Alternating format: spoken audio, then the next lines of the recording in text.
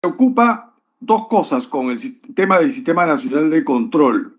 Uno, el hecho de que se encuentra a mucha gente aparentemente culpable o responsable, vamos a decir, miles de personas realmente. Usted ha hablado de 2.293 con presuntas responsabilidades, de las cuales 446 son penales. Eso como resultado del control posterior, no hablamos del control concurrente. O sea, realmente es mucha gente. Y sin embargo, los peces gordos y los peces chicos siguen nadando. Usted habló como un caso emblemático el tema, por ejemplo, de las pruebas rápidas, tema en el que yo participé activamente cuando aún no era congresista. El tema de las pruebas rápidas tuvo una acción concurrente muy rápida muy veloz por parte de la Contraloría, cuando a fines de marzo del año 2020, al inicio de la pandemia, emitió un informe que cuestionó justamente la validez de la compra de las pruebas serológicas rápidas que han sido responsables de la muerte de decenas de miles de peruanos. Como bien señaló usted, ha habido 200.000 peruanos muertos por la pandemia, pero ocupando el primer lugar del mundo. Si nos comparamos con el segundo lugar en el mundo, la distancia es más o menos de 70.000 muertos. Es decir, habría habido 70.000 peruanos muertos por problemas en nuestro sistema de salud, muy en especial por un diagnóstico equivocado, utilizando pruebas rápidas que tenían falsos negativos. No obstante, la Contraloría cumplió con un papel correcto en cuanto a elaborar un informe de control concurrente a tiempo.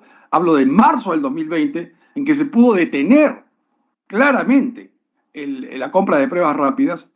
Lo que ocurrió más bien fue que se siguió usando pruebas rápidas y hasta hoy, Contralor Schack, hasta hoy se usa pruebas rápidas. Poquitas, pero se usan. Y eso es grave porque eso fue lo que mató a 70.000 peruanos por lo menos. 70.000 peruanos, es mucha gente. Un peruano ya es mucha gente, pero 70.000 es un horror. Entonces yo me pregunto, ¿para qué sirvió ese control concurrente de marzo del 2020?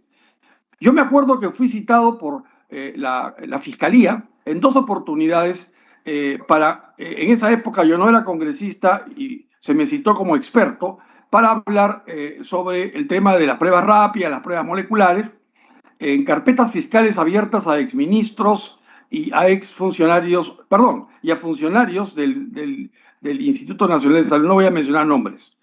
Pero todas estas personas siguen libres, siguen trabajando, los que son funcionarios, los ministros continuaron siendo ministros hasta que renunciaron por otras razones, y los muertos siguieron acumulándose. A pesar del control concurrente, a pesar de que yo me pasé 9 horas declarando ante la Fiscalía como experto, y otros más como yo. Entonces, ¿de qué sirvió todo esto? Como usted bien dijo, los malos funcionarios, los corruptos, siguen trabajando en el Estado. Y algunos, muchos buenos funcionarios, no trabajan porque sencillamente temen ser sancionados por Contraloría. Porque es el jefe corrupto el que les dice firma acá o emite tal informe favorable, ellos no lo hacen, se obstruye la compra, eventualmente se consigue hacer la compra corrupta mediante otros mecanismos, pero el funcionario trabó realmente el funcionamiento de la maquinaria estatal y la corrupción no se detuvo.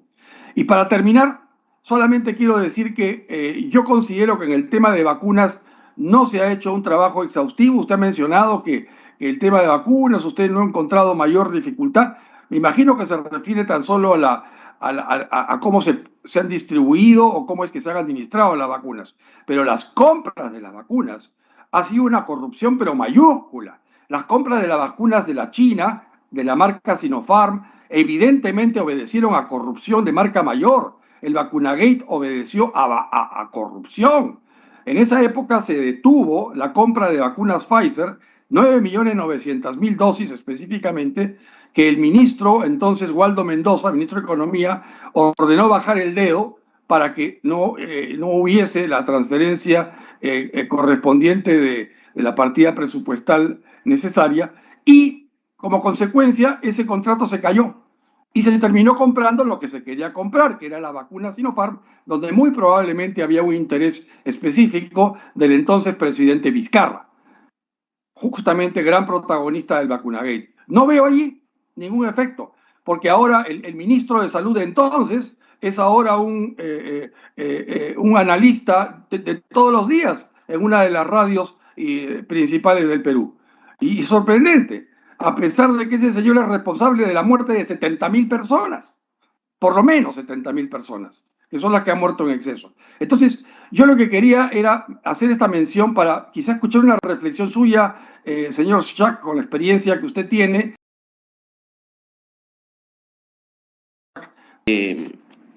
Tratando de contestar a las preocupaciones del congresista Bustamante, ¿no?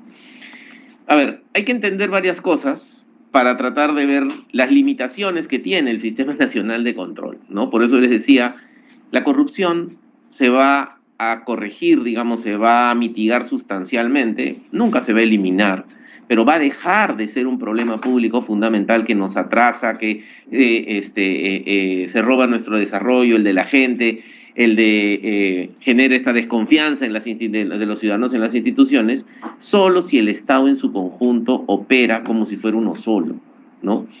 El control que hace la Contraloría en el Perú es un control esencialmente de legalidad. O sea, nosotros mostramos la diferencia entre lo que ha hecho el gestor con lo que debería haber hecho, ¿no? Entonces, ahí se acota tremendamente la posibilidad de identificar responsables, por ejemplo, por un mal desempeño. ¿Por qué? Porque evidentemente, si se ha tomado una decisión, por ejemplo, se ha comprado pruebas rápidas, ¿no? Cuando parece, lo lógico era que no debería comprarse pruebas rápidas, entonces, ¿dónde está la norma que dice que para estos casos hay que comprar pruebas rápidas? Ahí los abogados sacan a la Contraloría muy rápidamente del juego de la investigación para imputar responsabilidad. ¿Por qué? Porque efectivamente el control de la legalidad el control en el Perú es un control de legalidad. Ese es el que genera imputación. Pero obviamente en la vida real no es así. Tenemos que mirar también el desempeño, y el desempeño, como bien ha mencionado el congresista Bustamante, y yo también en algunas oportunidades lo he dicho, ha sido medio desastroso en el tema del COVID. Se han muerto miles de personas. Pero ¿esa es una tarea de la Contraloría, poder hacer un informe y poder imputar responsabilidad? No. Nosotros en el caso de las pruebas rápidas hemos hecho un informe y hemos imputado responsabilidad, pero por la compra, porque han hecho mal la compra, ¿no? De hecho, han salido informes para la compra de pruebas rápidas, me acuerdo, donde han imputado responsabilidades administrativas, civiles, penales, pero no por la decisión de comprar, porque la decisión de comprar está dentro del marco de la discrecionalidad del gestor. Entonces, es por eso de que, ¿qué es lo que debió haber ocurrido? ¿No? ¿Qué es lo que ha pasado? Con el informe que sacó la Contraloría, alertando sobre este problema, cuando era oportuno todavía poderlo arreglar, se abrieron una serie, como bien ha mencionado el congresista Bustamante, de carpetas fiscales. Porque quien hace el trabajo de sanción no es la Contraloría. La Contraloría, la verdad, no sanciona a nadie, ¿no? Postula las sanciones para que el órgano sancionador respectivo los acoja, las valore y proceda de acuerdo a su competencia. ¿Cuál es el problema? Por eso les decía, todo se demora mucho. Pero además no solamente se demora mucho, en muchos casos está hecho para que no funcione.